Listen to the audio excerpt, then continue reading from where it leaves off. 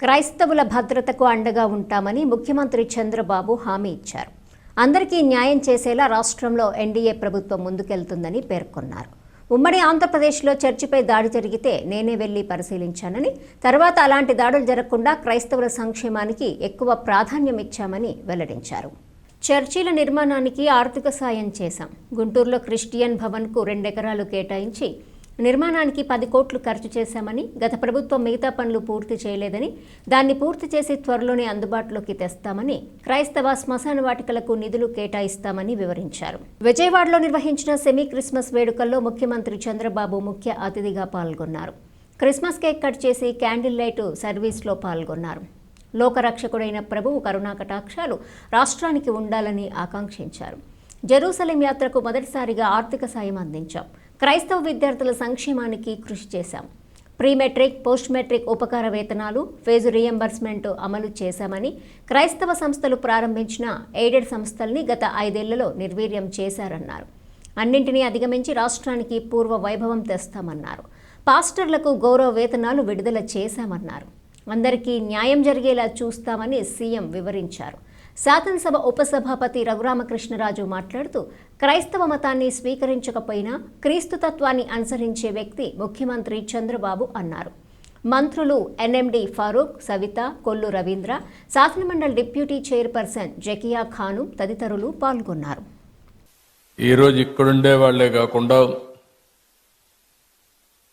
ఆంధ్రప్రదేశ్ రాష్ట్రం, అటు తెలంగాణ రాష్ట్రం, భారతదేశం, ప్రపంచంలో ఉండే క్రిస్టియన్ సోదరి సోదరులందరికీ హ్యాపీ క్రిస్మస్. యేసు ప్రభు జన్మించిన రోజు మనం క్రిస్మస్ జరుపుకుంటున్నాం.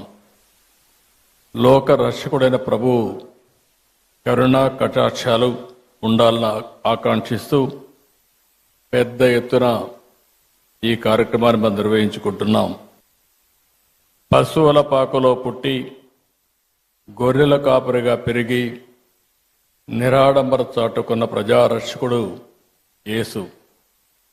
నమ్మిన వారి కోసం బలిదానానికి సైతం వెనుకాడని క్రీస్తు గొప్పతనం ప్రతి ఒక్కరు కూడా ఉత్తేజాన్ని తీసుకోవాల్సిన అవసరం ఉంది.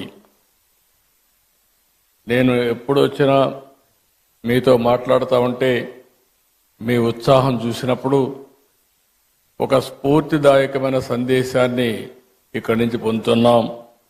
ఎల్లప్పుడూ కూడా మనందరం ప్రభు త్యాగాన్ని స్మరించుకోవాలి, శాంతి మార్గాన్ని అనుసరించాలి, ప్రేమతత్వాన్ని పెంచుకోవాలి, ఈర్ష్య ద్వేషాలు పరారదొలాలి, అబద్ధం, లంచం వంటి పాపాలకు దూరంగా ఉండాలి.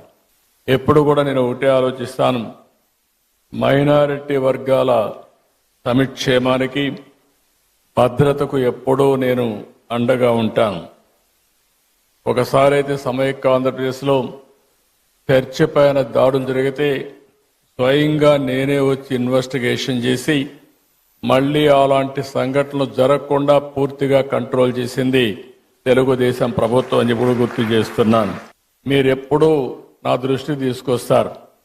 క్రైస్తవ శ్మశాన వాటికల కోసం ఆర్థిక సహాయం చేయమని కోరినప్పుడు ఇది చాలా జనైన సమస్య, దీన్ని పరిష్కారం చేయాల్సిన అవసరం ఉంది. ఇప్పటికే పెద్ద ఎత్తున ఇచ్చాం. భవిష్యత్తులో కూడా మీకు పూర్తిగా అండగా ఉంటామని చెప్పి కూడా నేను మీకు తెలియజేస్తున్నా.